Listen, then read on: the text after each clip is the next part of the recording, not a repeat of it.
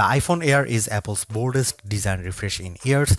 It is almost impossibly thin at 5.64mm, yet still sturdy thanks to the use of titanium and ceramic shield. It is 6.5-inch ProMotion display and iOS 26's liquid glass makeover feel purpose-built for this form factor even after a week of use. This still feels like Apple's most exciting design refresh in years. Battery life is solid, if not class-leading, and the single 48-megapixel camera limits flexibility, but for those who value design and portability above all else, it is sexy and stunning and maybe a new kind of pro. The iPhone Air is, to a degree, exactly what we were expecting. Apple's thinnest iPhone ever, measuring just 5.64mm. It feels light, balanced, and durable thanks to a grade 5 titanium frame and ceramic shield glass. In the hand, it is sleek and refined. I have been using my sky blue unit for a week now and it is still turning heads. The 6.5-inch Super Retina XDR OLED display is excellent.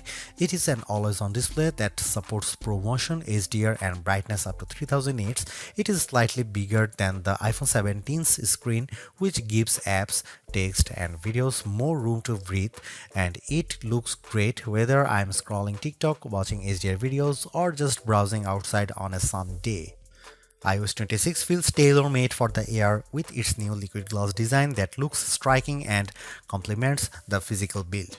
Messages now support custom backgrounds, typing indicators, and polls, while the phone app and visual intelligence get useful upgrades.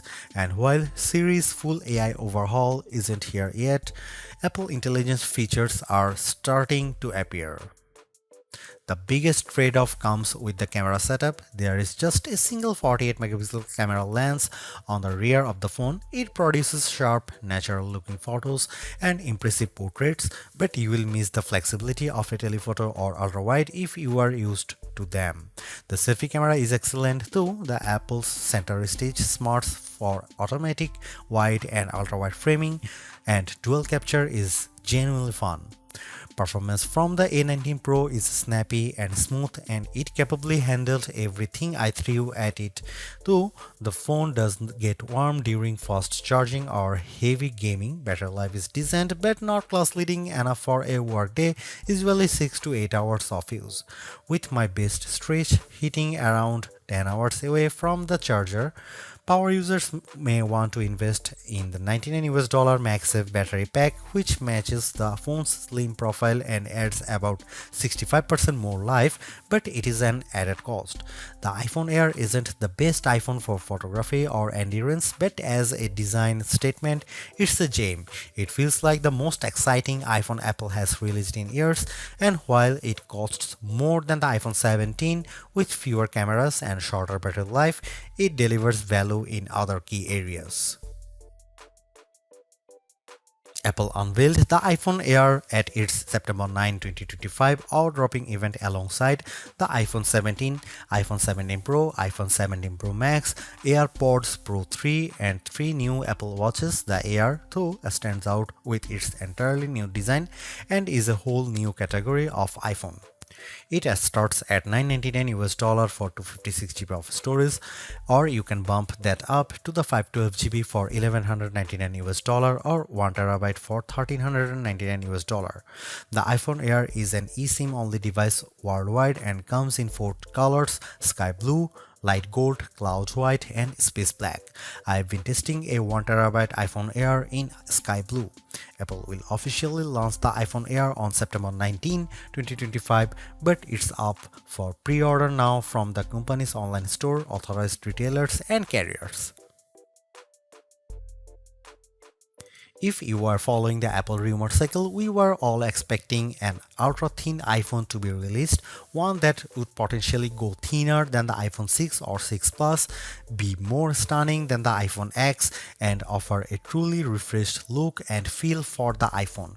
The launch event's awe-dropping tagline set the bar high, and the iPhone Air cleared it with room to spare. It's not the first ultra-thin phone. The Galaxy S25 Edge measures in at 5.8mm, but it still feels as stunning, sleek, and sexy in my hand right now after living with it for a week as it did during my brief hands-on session following the launch event. It feels as exciting as the iPhone X in that it might give us the playbook for the modern iPhone going forward, or at least show us one half of the purportedly incoming foldable iPhone. The photos released by Apple and even those shot by me for this review only do it partial justice. The iPhone Air is the best representation yet of Apple's vision for an iPhone that's just glass. It weighs in at just 5.82 ounces or 165 grams, fully justifying the Air moniker. Much like the iPhone 17 or even Pro Max, it feels balanced, not too top heavy, not too bottom heavy. It's Goldilocks ergonomics.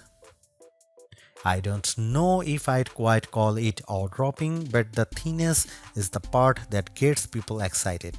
At its thinnest, the iPhone Air is 5.64mm or 0.22 inches, and the plateau only jutes out of a bit more.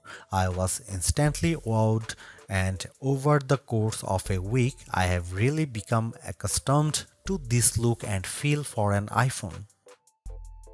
While conducting some testing over the week, I showed it to my brother and sister-in-law, who were both visibly impressed when holding it. They asked about durability and were a little stunned at the overall feel. Then came the questions about battery life and the camera, both of which I will address below, and whether the USB-C port was thinner. On that last point, it is still a regular USB-C port, but to fit it in this frame and get in this small, Apple's design team started by 3D printing a custom one. And given how thin this phone had to be, Apple went back to grade 5 titanium for the shell and sides of the device. To further enhance the looks, it has a polished finish. My sky blue review handset is different from the MacBook Air and iPad Air colors of the same name. It is a bit lighter and pastel-like. I really like it, and the Air also comes in light gold, space black and cloud white.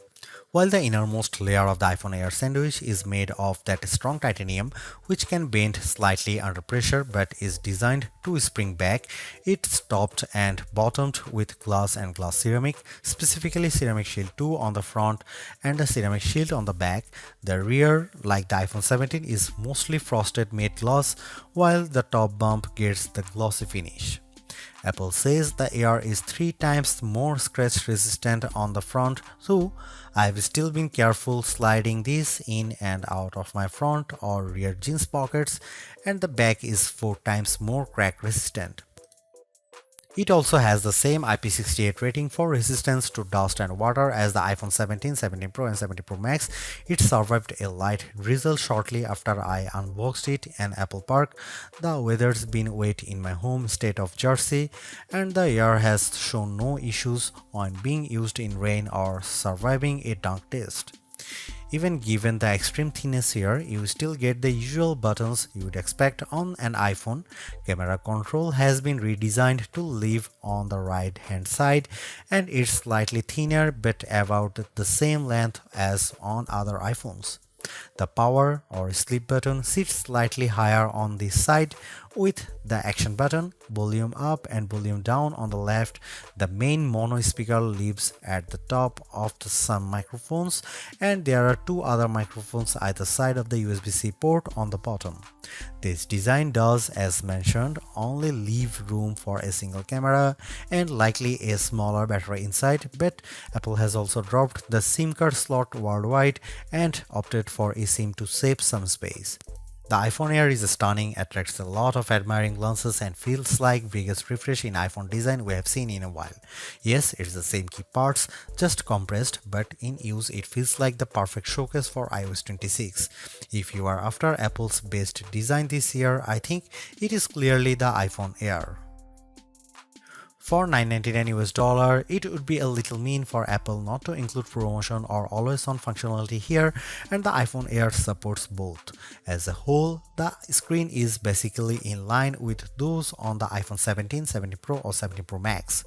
The front of the iPhone Air is nearly all glass except for a thin black bezel that turns into the sloped polished side. It's a 6.5-inch Super Retina XDR OLED display with a resolution of 2376 by 1260, which works out to 460 pixels per inch. It tops out at 3000 nits of brightness when needed, supports the white color P3 gamut and HDR, and features an anti-reflective coating. It also has the same dynamic island as the rest of the iPhone 17 line. In daily use, the display is really the main appeal here. On paper, it's 0.2 inches bigger diagonally than the iPhone 17 or 17 Pro, but it feels a bit more expensive. It offers more lines of text or a slightly expanded view when viewing a web page. Games or movies feel a little more like an event, and it offers a broad canvas for iOS 26. Lay two of these phones side by side and I think you'd have some idea of what Apple is planning to bring us with its long-rumored folding iPhone, and it would look mightily impressive, but we are not quite there yet. And it's still smaller than the Pro Max. Colors looked punchy and vibrant, text was inky black and crisp, and it was a great display for daily use. I found that it got bright enough to battle the bright sunshine of California, the late summer sunshine of New Jersey and New York, as well as bright artificial lighting. I liked scrolling TikTok and Instagram Reels or watching a video on it, mainly thanks to the super smooth Pro Motion display. And iOS 26 with its liquid glass makeover looks fantastic here. I have a feeling that the design team at Apple knew the Air was on the roadmap when designing the liquid glass.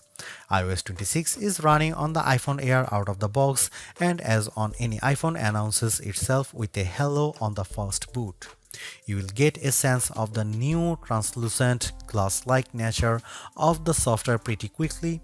It's mostly visible in how notifications refract over your wallpaper or up top with whatever is behind the element. I especially like the way the bottom menu bars look like this, although legibility can be an issue at times depending on what's behind the element. You'll also notice a difference if you use light mode or dark mode. The redesign is only a portion of iOS 26 as Apple's latest OS introduces a number of new features. I am keen to put many of the new parts of messages to the test with my friends and various group chats. With the latter, you will now get typing indicators and you can set a custom background for any message group or individual. This will, I have a feeling, be an especially tough test for legibility with the liquid glass components. You also have the option to add polls in group messages, which is a fun way to decide on activities or maybe pick a restaurant. The phone app is entirely new, though you can switch back, placing your favorites up top, and below that is a combined list of outgoing and incoming calls, missed calls, and even voicemails. It can be a lot to process at first, but after months on the beta, I am more or less used to it, although I have switched back to the original setup occasionally, as the new one makes voicemails a little harder to track down. You can also use live translation during calls, which can be helpful for international travel, and I especially like the wait on hold feature. Visual intelligence, which is engaged with a long press of camera control, is a bit smarter here and now identify events to add your calendar and integrate with apps that add support with the API. However, we are still waiting on the full AI-powered Siri, and many of the new Apple Intelligence features aren't front and center here. This is where the compromises necessitated by the iPhone Air's unfeasibly thin design begin. The iPhone Air only features a single 48 megapixel fusion camera on the back. It can shoot at 1x, a sensor crop in 2x, or a maximum digital 10x, but the quality falls off noticeably with the latter. I'll cut to the chase here. If you are after the iPhone with the best cameras or even just some variety for shooting, this is probably not it. Here are some camera samples of the new iPhone Air.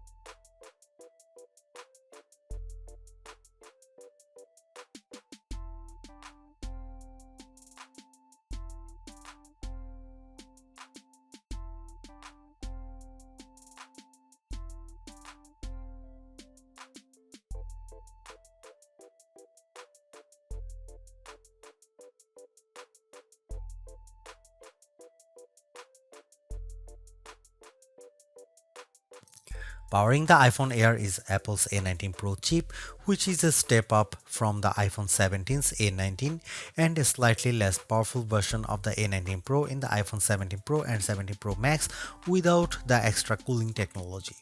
The A19 Pro here is a 6-core CPU with 2 performance and 4 efficiency cores, a 5-core GPU and a 16-core neural engine.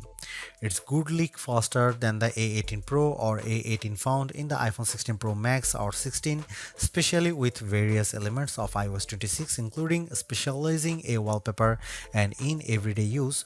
Compared to the standard iPhone 17, I would say performance is about neck and neck. The A19 Pro is arguably being used here to help regulate performance temperature.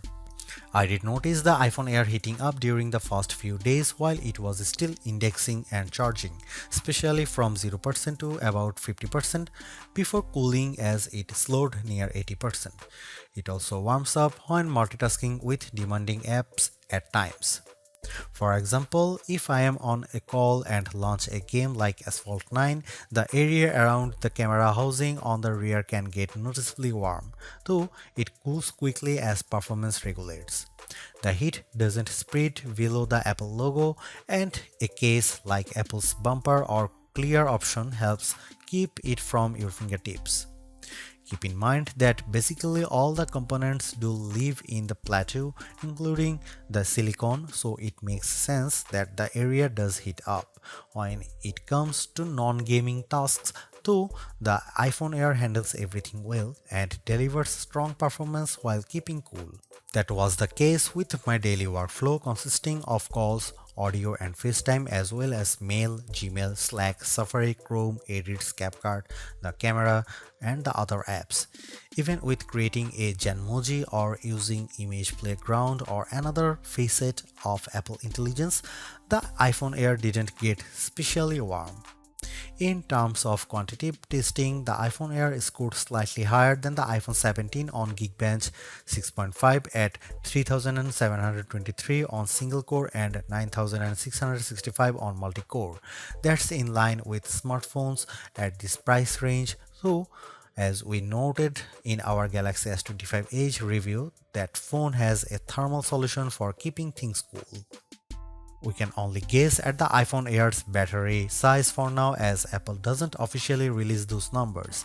It is clear though that the company has squeezed as large a cell as possible inside this ultra slim smartphone.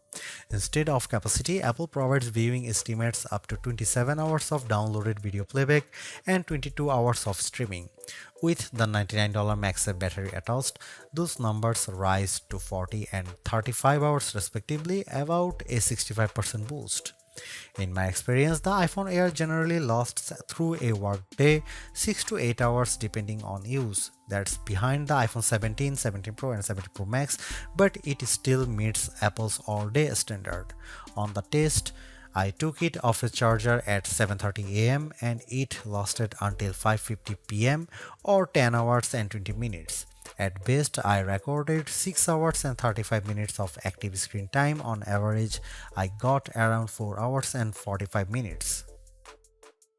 During my first few fast charges, the top of the camera plateau and the area beneath it did get warm, mostly between 0% and 50% before cooling down. This isn't unusual for fast charging and reflects the component layout. Power users will likely need to recharge by the time they get home. Apple's slim MagSafe battery nearly matches the Air's profile, adding only a bit more thickness than the camera bump. It recharges intelligently throughout the day, manages heat well, and uses pocket detection to optimize charging times. Optional, yes, but it complements the iPhone Air experience nicely. The iPhone Air delivers remarkable performance in a super thin and light design that's very durable. I especially like getting A19 Pro power in something this compact, but you have to make some trade-offs for the steep $999 price. You get only a single rear camera, which means no telephoto zoom, ultra-wide or macro shots, and while the Air's battery life is solid, it's a few hours behind the iPhone 17 Pro Max.